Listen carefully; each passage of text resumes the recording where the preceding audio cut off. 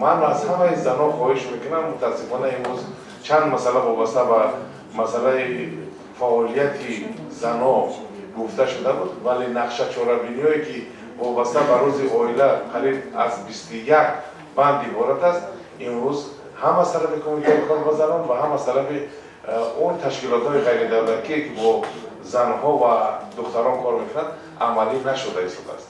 از این نقطه نظر باید ما با همه اون تبلیغات‌هایی که از طرف بی خاتون‌ها و مخصوصا در معرکه‌ها گذرانده میشد ما باید خاتمه بذاریم.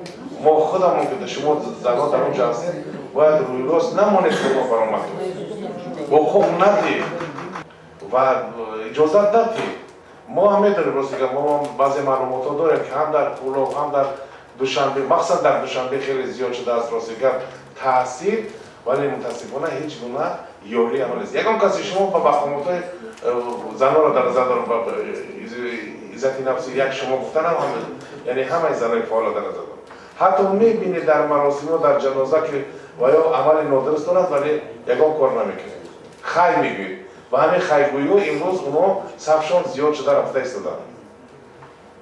بعضا راهبرانی که مسئولان اعضای حزب حرکت ازبکستان هستند با واسطه منامی به خاتمه سیاست خودشون تبلیغ کرده ایستادن. برای چی ما پیش روش نگیریم؟ در این مسئله باید جدی باشیم و کوشش کنیم که در تبلیغات یک جایه باشیم و پیش روی عملهای نامطلوب رو گیریم.